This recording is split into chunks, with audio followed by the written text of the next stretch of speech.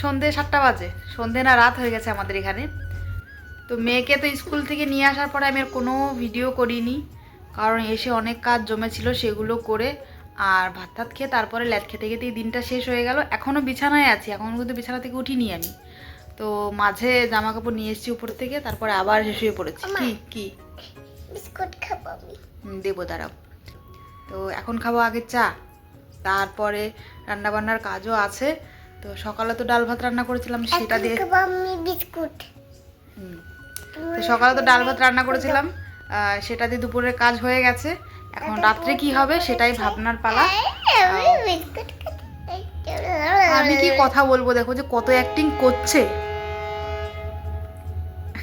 এটা কে রে মাম্মা? তোমার স্কুলে আজকে কেমন লেগেছে? ভালো লেগেছে। কালকে যাবে? হ্যাঁ মজা লেগেছে স্কুলে? হ্যাঁ। তুমি স্কুলে গিয়ে কি করেছো? প্রশ্ন করেছি আমি। মিথ্যে কথা, শুধু খেলেছে, পড়াশোনা একটুও করেনি। মিথ্যে কথা বললে তুমি? না, নো, সত্যি কথা বলি। সত্যি কথা বলছো? হ্যাঁ। সম্পূর্ণ মিথ্যা কথা বলছো, তুমি তো পড়োইনি। আর আমার এই বড় ছানাটার কথা একবার তোমাদের বলি। স্কুল থেকে এসে ভাত খেয়ে এইখানে শুয়ে শুয়ে মোবাইল দেখছিল, মোবাইলটা রেখে এখন বইটা নিয়ে বিছানার মধ্যেখানে এসে গেছে। আর এই যে এক সোয়েটার, মানে ওর এত সোয়েটার থাকতে এই যে কি যক্ষা মারা সোয়েটারটা ও পেয়েছে, এইটাই ওর গা থেকে খুলতে পারে না ও। এই পুরো শীতটাই সোয়েটারটা পরেই কাটিয়ে দিল। আরও 2-3টে সোয়েটার কিন্তু মধ্যেখানে আমি এনেছি, ওগুলো পরেই না, বেকার পয়সা দিয়ে আমি এনেছি। আর এই কোন জন্মের সোয়েটার, এইটাকেই পরে খালি বারে বারে। ও বলতে চেয়েছে এটা পরেই ওর ভালো লাগে, এক কথা হচ্ছে এইটাই।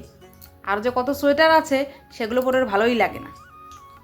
এটা আজকের সোয়েটার না, ওর যখন 2 বছর বয়স তখন কেনা হয়েছিল।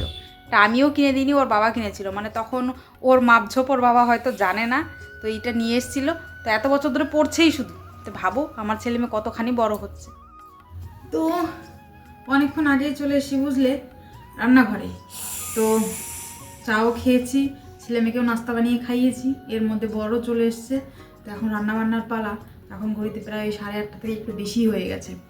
তো আজকে রান্না করবো কি বলি, 2 দিন ধরে শুধু নিরামিষই খাচ্ছিলাম। আজকে বর নিয়ে এসছে চিকেন। এই যে, কে খাবে? আমি খাবো। না তোমাকে দেবো না, আমি খাবো। রাগ করবে না মা, তোমাকে দেবো। তো চলো রান্না বান্না স্টার্ট করি। যত ঝটপট পারি তত ঝটপট করবো। আমি খাবো। তোমাকে দেবো না তো। পেঁয়াজটা এখন কাটবো, আর বাকি মশলা এখানে করে নিয়েছি। ঠিক আছে। এই রান্নাবাড়া করতে করতে আমাদের সঙ্গে যে এমন একটা কাণ্ড ঘটে যাবে সেটা একদম ভাবা ছিল না, একদমই ভাবা ছিল না বললেও ভুল হবে, কারণ কিছুটা আইডিয়া আগে থেকেই ছিল। তবে যে রাত 10টার সময় এরকম বাস্তবে হয়ে যাবে সেটা ভাবা ছিল না। মাংসটা না হয়েছে রান্না, না রয়েছে কাঁচা, মানে এরকম এক পরিস্থিতিতে এসে গ্যাসটা হঠাৎ করেই শেষ হয়ে গেল। তখন যে কি কান্নাই পাচ্ছিল আমার, যে রাত 10টার সময় এখন কোথায় সিলিন্ডার আনতে যাব বলো তো? এটা কোনো সময় হলো শেষ হওয়ার? আগে শেষ হতে তাহলে তো কোনো উপায় বের করা যেত। এখন তো মানে কোনো দিক দিয়েই পাওয়া যাবে না, মানে পৃথিবীর সব জায়গায় ফোন করলেও হয়তো পাওয়া যাবে না। যাই হোক, পৃথিবীর সব জায়গাতে আমরা ফোন করতে পারবো না, আর আমাদের সব জায়গায় দেবো না, বললাম আর কি কথাটা। তো এখন এই মাংস আমি নাড়াচাড়া করেই যাচ্ছি। এখন পর্যন্ত গ্যাসটা ছিল, ঠিকঠাক করেই ছিল। হঠাৎ করেই দুপুর দাপুর শব্দ আসছে, তো নিচের দিকে তাকিয়ে দেখি চুলার আগুনটার তো পুরোই জ্বর উঠে গেছে। তো একে তো কোনোভাবে আর বাঁচানো যাবে না, এটা বুঝে গেছি আমি। তো আমাদের এই উরুকার সময় আনার কথা ছিল সিলিন্ডার, কিন্তু তখন দরমা হয়নি আমার বরের, সেই জন্য আনা হয়নি। তো আমরা ভেবেছিলাম ঘষে মাজে আর 2-1 দিন গেলেই হবে, আমাদের দরমাও হয়ে যাবে, আমরা সিলিন্ডারও নিয়ে আসবো। তো সেই ভেবে ভেবে চলছে, যখন চলছেই আমাদের আর সেরকম একটা গুরুত্ব নেই। তারপরে আজকে হঠাৎ করে এরকম অবস্থা, মানে কি বলবো আর, তখন যে কি কান্না পাচ্ছিল সেটা আমি আর ভাষায় বোঝাতে পারবো না। কারণটা আমি জানি, এখন কোথাও পাওয়া যাবে না, ফোন করলেও পাওয়া যাবে না, আর যদিও বা পাওয়া যায় সেটা হয়তো আমাদের সামর্থ্যর বাইরে। তো সেই জন্য একটু মনটা খারাপ হচ্ছিল। আর জানো তো আমাদের সঙ্গে সবসময় এরকম হয়, হয়তো সিলিন্ডার শেষ হবে এমন সময় আমাদের হাতে পয়সা থাকবে না, না হলে সিলিন্ডার পাওয়া যাচ্ছে না, না হলেই রাত 10টার সময়, যেমন আজকে এরকম হয়েছে। তো কী আর করার, সেই সময়গুলোতে যা করেছিলাম আজও ঠিক তাই করব, সেটাই মনে মনে ভাবার। ওদিকে আমার বর বাথরুম থেকে বলছে কি হলো, আমি বললাম সিলিন্ডার শেষ। ও মা, ও অমনি আমাকে বকতে শুরু করলো, এই দোষটাও নাকি আমার। আমি তো আগেই বলেছিলাম সিলিন্ডার অনেক দিন আগে লাগানো হয়েছে, শেষ হয়ে যাবে, তো তুমি গুরুত্ব করে ভরোনি, এখন দোষটা কি আমার? তো এদিকে উদলো করে আমি মাংসটা দেখছিলাম, সেটা মানে ওই বললাম না আদা কাঁচা হয়ে রয়েছে, এটা খাওয়া যাবে না। তো আমাকে জিজ্ঞেস করছিল মাংসটা খাওয়া যাবে, আমি বললাম না, এটাকে আরও একটু জাল দিতে হবে, এটা একটু আগে খালি বসিয়েছি, কী করে হবে বলো।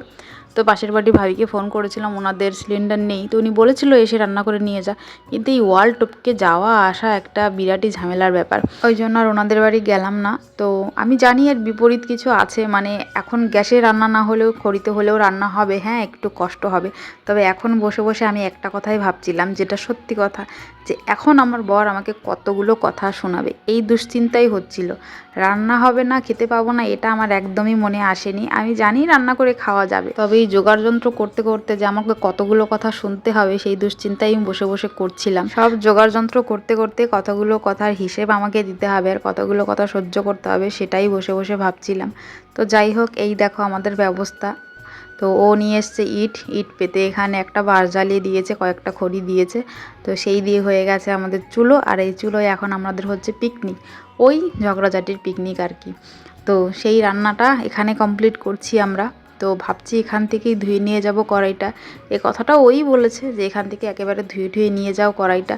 জানি রাত্রেবেলায় কালি মাজতে হয় না, কিন্তু কিচ্ছু করার নেই, কালি সিদ্ধ নিয়ে যে রাখাও যাবে না ঘরের কোথাও। তো মাংসটা হয়েই গেছে, তো নামিয়ে দেবো। আর এবার কুকারটা নিয়ে হয়েছে আরেক ঝামেলা, আমার বর কিছুতেই মানতে চাইছে না যে এখানে কুকার পাতা যাবে। আমি বলেছি ইটগুলো আরেকটু কাছাকাছি আনো, তাহলে কুকারটা পাতা যাবে, ও কিছুতেই সেটা মানতে চাইছে না। ও বলছে এখানে কুকার পাতবো না, হাঁড়ি নিয়ে আসো। এবার আমি চাল ধুয়ে দিয়ে দিয়েছি, ওর মধ্যে আগেরও কটা ভাত রয়েছে, কিভাবে আমি হাঁড়িতে সেটা ট্রান্সফার করবো বলো তো। তো যাই হোক, অনেক ঝগড়াঝাটির পর এই হচ্ছে আমাদের রান্নাবান্না, আর এই এখন বসেছি খেতে। তো চলো আজকের মতো ভিডিওটা এখানেই শেষ করি। আর আমার ভিডিও তোমাদের কেমন লাগে অবশ্যই কমেন্ট করে জানিও। মানে কি বলবো, আজকে ঝগড়াও হয়েছে, পিকনিকও হয়েছে, সবটাই একসঙ্গে হয়েছে। তো সব কিছু একসঙ্গে করতে চাইনি, আমি একটু ভিন্নই করতে চেয়েছিলাম, তো সেটা তো আর আমার কপালে নেই। তো সেই জন্য আর কি করার, যা আছে সেটাকেই উপভোগ করি। তো এখন খাবার দাবার খাই। চলো সবাই ভালো থেকো, সুস্থ থেকো, নিজেদের খেয়াল রেখো। চলো টাটা।